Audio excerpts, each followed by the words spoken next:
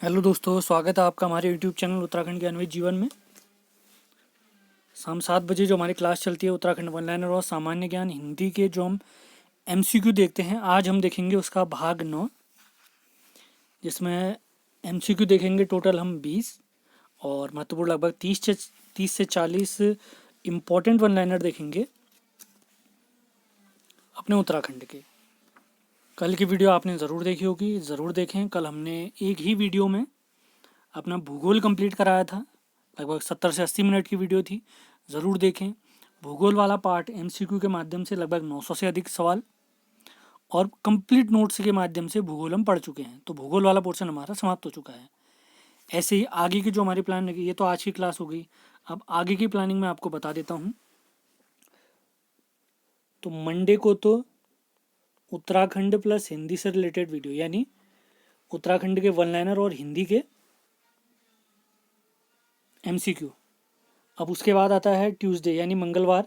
मंगलवार के दिन हम देखेंगे इंडियन पॉलिटी, यानी भारत का इतिहास, टॉपिक वाइज कवर करेंगे पहले इसको। यानी टॉपिक वाइज, जैसे संविधान सभा है तो उसके बारे में डिटेल समझेंगे पहले, तो मंगलवार को ये वीडियो आ जाएगा। उसके बाद वेडनेसडे यानी बुधवार को ये जो इंडियन पॉलिटी के हमने जो टॉपिक पढ़ा है उसी का हम एमसीक्यू देखेंगे।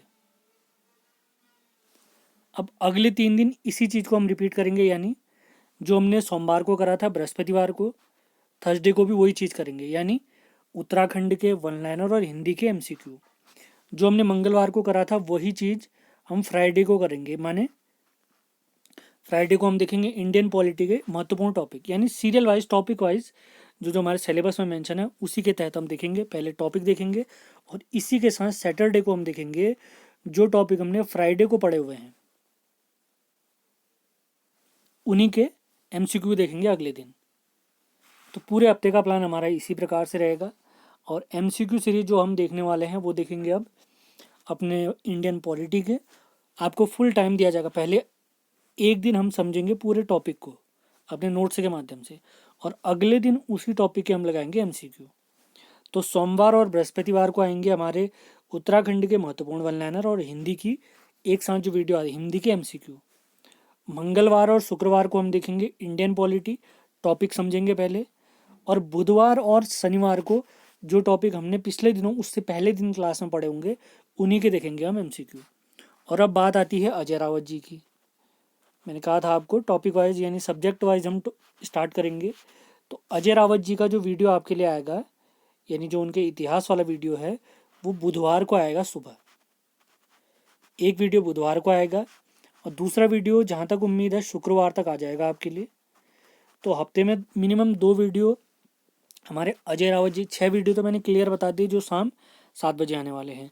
2 वीडियो हमारे अजय रावत जी के इतिहास से रिलेटेड, जो अजय रावत का उत्तराखंड का इतिहास है उसका बुधवार और शुक्रवार को वीडियो आएंगे सुबह 10 बजे। सुबह 10 बजे या क्या, मतलब सुबह के टाइम पे आएगा, 10 या 11 बजे, 10 या 11 बजे। लगातार यही सीरीज चलेगी, टॉपिक जब तक हमारा सिलेबस कंप्लीट नहीं होगा या बुक समाप्ति नहीं होगी, इसी प्रकार से हम वीडियो लाते रहेंगे। फिर अगर टाइम अधिक हुआ तो अजय रावत जी के वीडियो में बढ़ा दूंगा, लेकिन हफ्ते में 2 वीडियो तो ज़रूर आएंगे आपके लिए। अगर टाइम हो पाया तो संडे को भी लाने की पूरी कोशिश करी जाएगी। शाम 7 बजे 6 दिन लगातार वीडियो आएंगी, जिसमें हम उत्तराखंड के वन लाइनर, इंडियन पॉलिटी और इंडियन पॉलिटी के एमसीक्यू देखेंगे। तो उम्मीद है ये चीज़ आपको पसंद आएगी। तो कल जो हमारा वीडियो आने वाला है ये मैंने आपके लिए है, आप देख सकते हैं।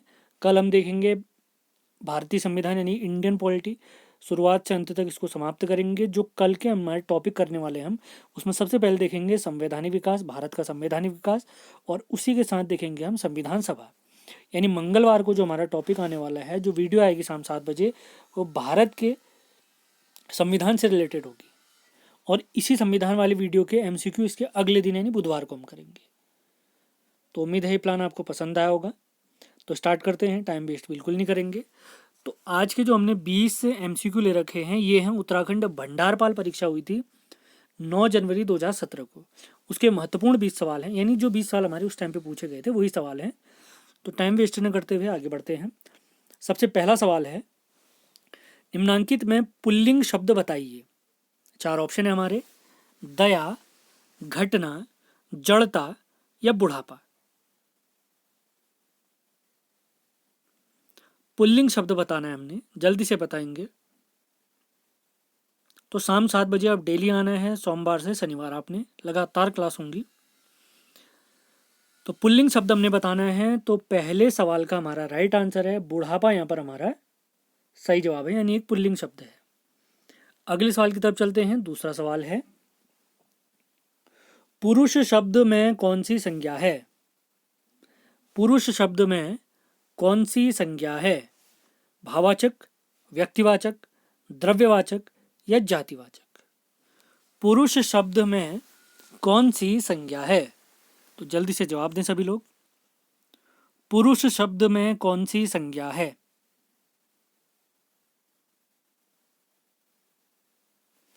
तो दूसरे सवाल आज के हिंदी के एमसीक्यू का राइट आंसर है जातिवाचक, यानी संपूर्ण पुरुष जाति की बात हो रही है यहाँ पे।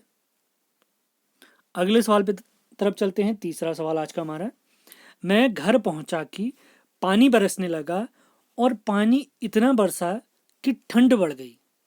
मैं घर पहुंचा कि पानी बरसने लगा और पानी इतना बरसा कि ठंड बढ़ गई। तो हमारे ऑप्शन है मिश्र वाक्य, यानी इसमें हमने बताना है कि कौन सा वाक्य है, इस वाक्य में कौन से वाक्य का प्रयोग हुआ है। मिश्र, साधारण, संयुक्त या इनमें से कोई नहीं।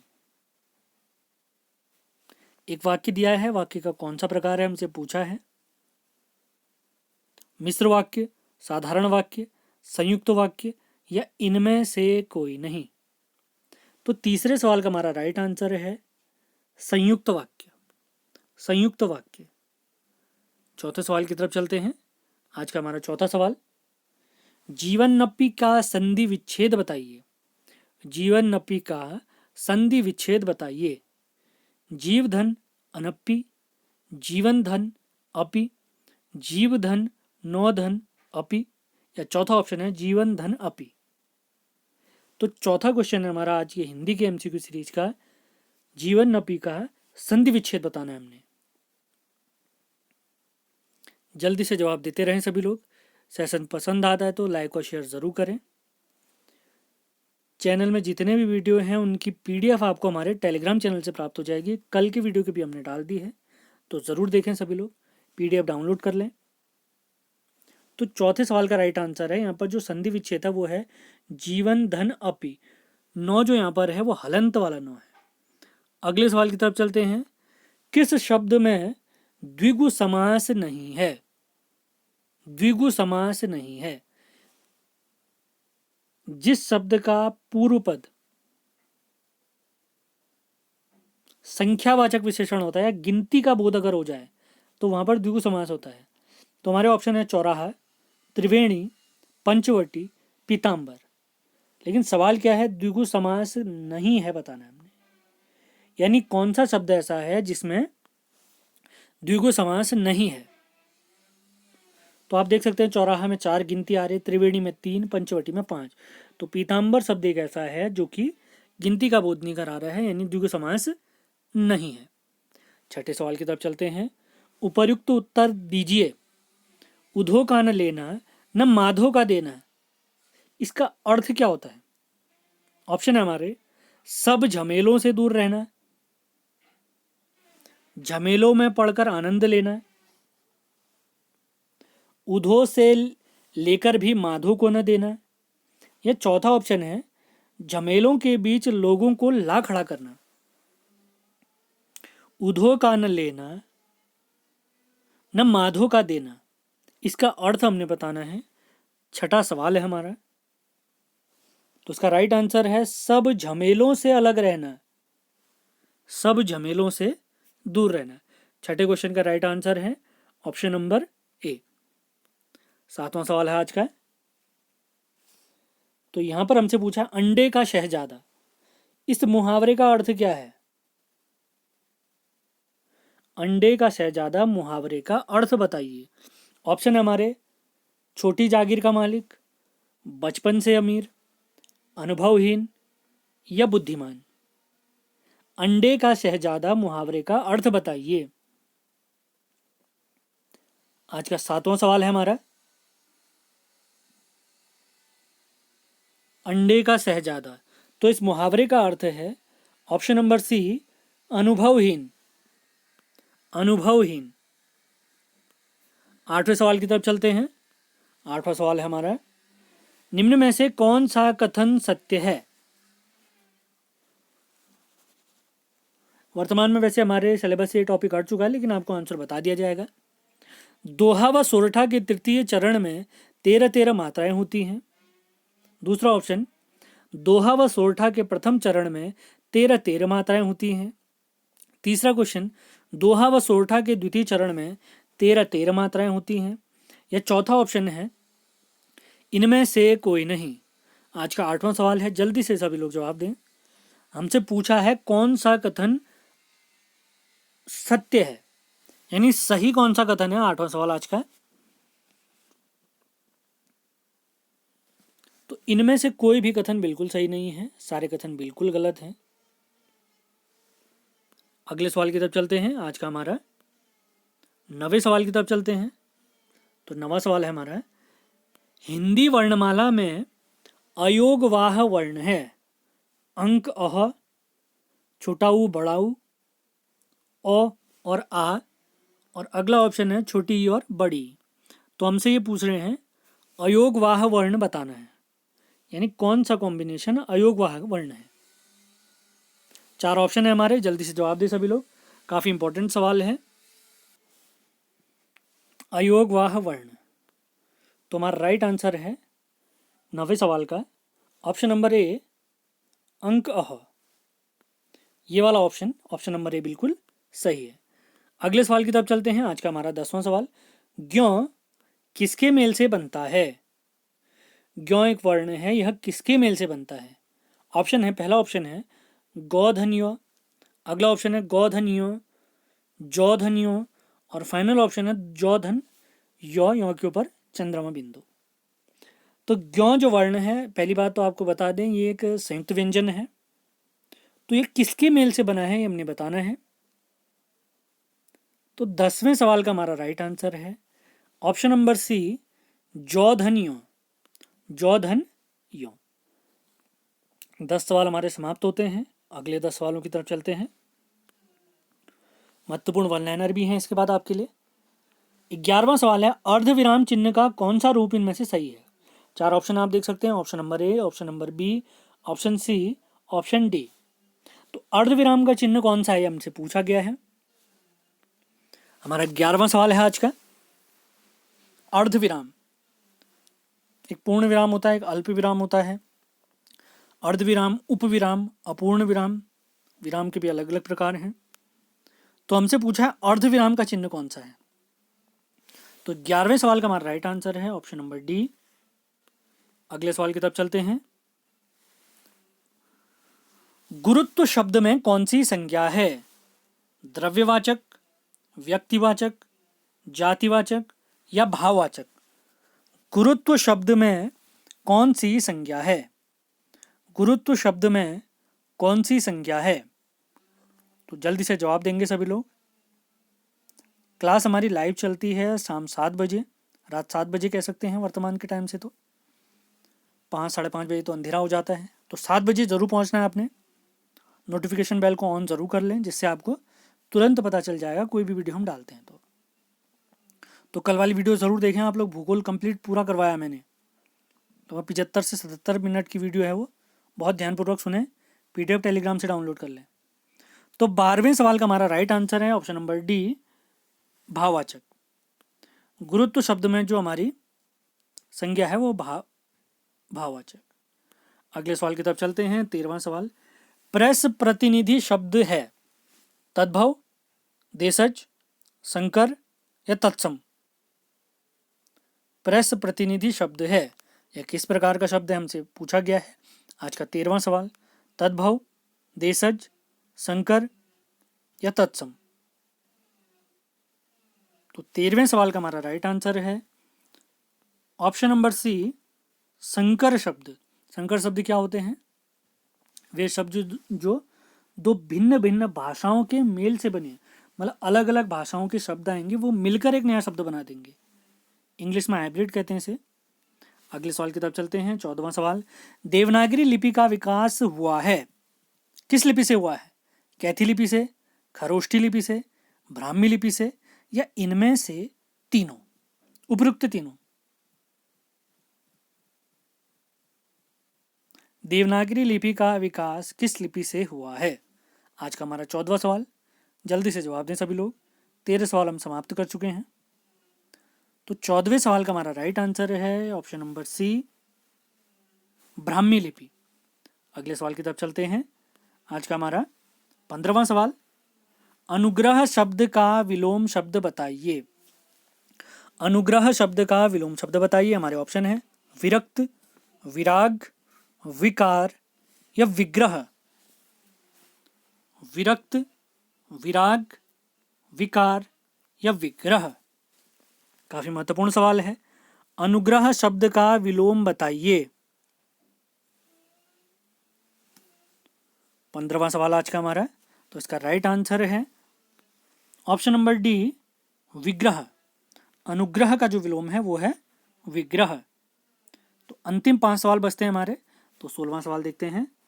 पर्वत शब्द का कौन सा शब्द पर्यायवाची नहीं है?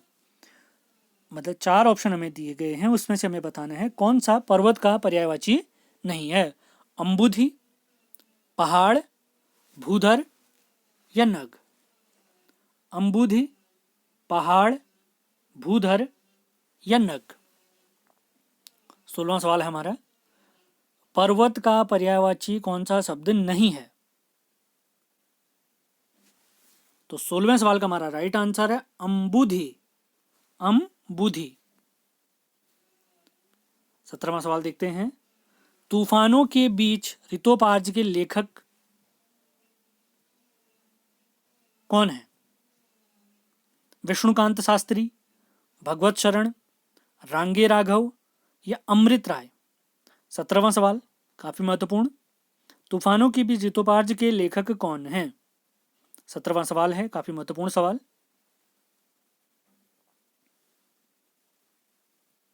विष्णुकांत शास्त्री, भगवत शरण, रांगे राघव या अमृत राय। तो 20वें सवाल का हमारा राइट आंसर है ऑप्शन नंबर सी, रांगे राघव। अगले सवाल की तरफ चलते हैं। आज का हमारा 18वां सवाल, किस ध्वनि के उच्चारण में नासिका से अधिक और मुख से कम सांस निकलती है? कम सांस बाहर निकलती है। व्यंजन, अनुस्वार, अनुनासिक या स्वर। आज का 18वां सवाल, किस ध्वनि के उच्चारण में नासिका से अधिक और मुख से कम सांस निकलती है? व्यंजन, अनुस्वार, अनुनासिक या स्वर। 18वां सवाल। तो इसका राइट आंसर है 18वें सवाल का अनुनासिक। अनुनासिक। अगले सवाल की तरफ चलते हैं। 19वां सवाल, विभत्स रस का स्थायी भाव है। विभत्स रस का स्थायी भाव है निर्वेद, शोक, विस्मय, जुगुप्सा। विभत्स रस का स्थायी भाव बताइए। आज का 19वां सवाल। इसके बाद अंतिम सवाल है। इसके बाद हम उत्तराखंड के वन लाइनर देखेंगे। विभत्स रस का स्थायी भाव बताइए। तो 19वें सवाल का राइट आंसर है ऑप्शन नंबर डी, जुगुप्सा। अंतिम सवाल देखते हैं हिंदी के प्रैक्टिस सेट का, हिंदी के एमसीक्यू का। शेखर एक जीवनी या किस प्रकार की रचना है? उपन्यास, काव्य संग्रह या काव्य संकलन या कहानी संग्रह, आत्मकथा। शेखर एक जीवनी किस प्रकार की रचना है? आज का 20वां सवाल, काफी महत्वपूर्ण सवाल। शेखर एक जीवनी किस प्रकार की रचना है? तो 20वें सवाल का हमारा राइट आंसर है ऑप्शन नंबर ए, यह एक उपन्यास है। तो इसी के साथ हमारे 20 एमसीक्यू हिंदी के समाप्त होते हैं। अब देखते हैं उत्तराखंड की महत्वपूर्ण प्रश्नोत्तरी। बहुत ध्यानपूर्वक आपने सुनना है इन चीज़ों को। पीडीएफ आपको हमारे टेलीग्राम चैनल से प्राप्त हो जाएगी। नोट्स बनाना चाहें तो बहुत बढ़िया, वेल एंड गुड। तो स्टार्ट करते हैं, टाइम वेस्ट बिल्कुल नहीं करेंगे। उत्तराखंड राज्य गीत की समय अवधि है 9 मिनट। इसके लेखक हैं हेमंत बिष्ट जी और इसके गायक हैं नरेंद्र नेगी और अनुराधा निराला जी। अगले सवाल की तरफ चलते हैं। उत्तराखंड राज्य गीत चयन समिति के अध्यक्ष रहे हैं लक्ष्मण सिंह बटोही जी। कस्तूरी मृग 3600 मीटर से 4400 मीटर की ऊंचाई पर प्राप्त होते हैं और राज्य में इसकी 4 प्रजातियां पाई जाती हैं। अगले पॉइंट की तरफ चलते हैं। कस्तूरी मृग की औसत आयु 20 वर्ष होती है और इनका जो गर्भ धारण काल है वह 6 माह का होता है। इनका प्रिय भोजन है केदारपाती।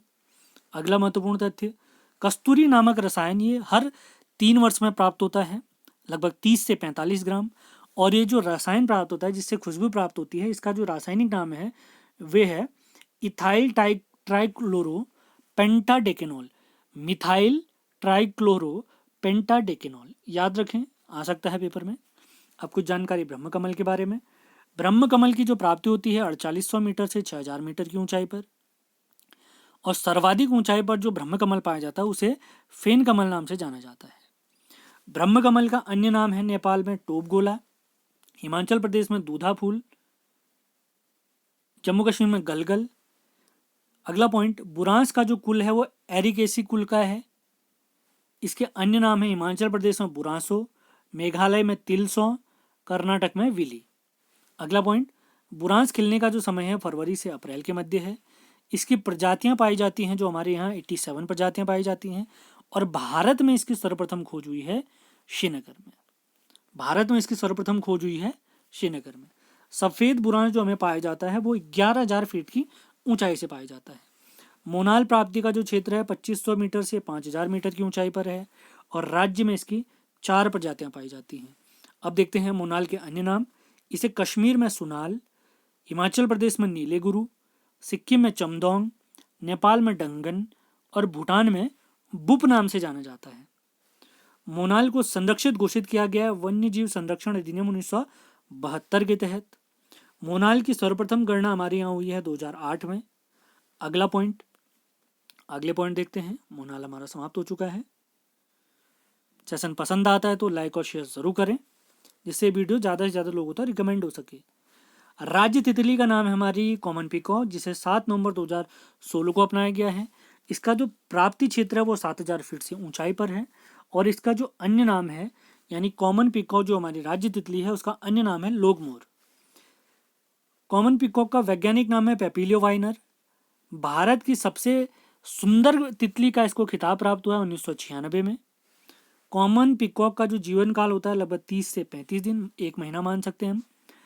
और अब हमारे उत्तराखंड में जो बटरफ्लाई पार्क है वो देहरादून के लच्छीवाला में है। कब इसका निर्माण हुआ है? 2016 में।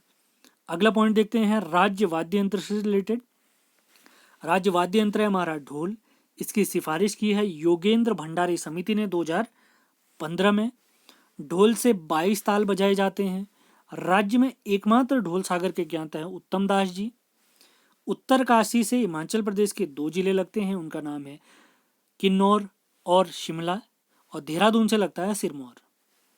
हरकी-दून उत्तरकाशी किन्नौर घाटी के मध्य व्यापार हेतु जो दर्रे का प्रयोग होता है उसका नाम है हरकी-दून उत्तरकाशी, और किन्नौर घाटी हिमाचल प्रदेश के बीच व्यापार के लिए जो दर्रा प्रयुक्त होता है उसका नाम है बारसू दर्रा। बाली पास ये यमुनोत्री में स्थित है। ओडेनकाल दर्रा उत्तरकाशी में। बास्पा घाटी हरसिल उत्तरकाशी में स्थित। हिमालय का मैटरहॉर्न कहते हैं शिवलिंग शिखर को। भैरव छाप पहाड़ जोगिन चोटी ये उत्तरकाशी में है। द्रौपदी का डांडा रानी का डांडा ये उत्तरकाशी में है। कालानाग काली चोटी ये हमारे यमुनोत्री में है यानी उत्तरकाशी में। ट्यूनी के पास में टोन्स और पावर नदी का संगम होता है। पुरौला घाटी को कमल नदी का वरदान कहा जाता है। इसी के साथ हमारा उत्तराखंड का वन लाइनर और हिंदी के एमसीक्यू सीरीज समाप्त होती है। कल आपके लिए आएगी भारत के इंडियन पॉलिटी की पहली क्लास, जिसके तहत हम भारत के संविधान को टॉपिक वाइज बहुत बढ़िया से समझेंगे, संविधान सभा को बहुत बढ़िया से समझेंगे, और क्लास की टाइम होगी रात 7 बजे लाइव। और जैसे ही ये क्लास समाप्त होगी अगले दिन जो हमारी क्लास आएगी यानी बुधवार को जो क्लास आएगी, ये जो टॉपिक हम पढ़ेंगे इन्हीं के हम लगाएंगे एमसीक्यू। तो ये वाला वीडियो बहुत ध्यान से देखना है जिससे अगला वीडियो आपको बढ़िया से समझ में आए। तो उम्मीद है सेशन आपको पसंद आया होगा। सेशन पसंद आता है तो उसको लाइक और शेयर ज़रूर करें, जिससे ज़्यादा से ज़्यादा लोग हमसे जुड़ सकें। तो अगले वीडियो में मिलेंगे। सेशन को ज़्यादा से ज़्यादा शेयर ज़रूर करें। धन्यवाद।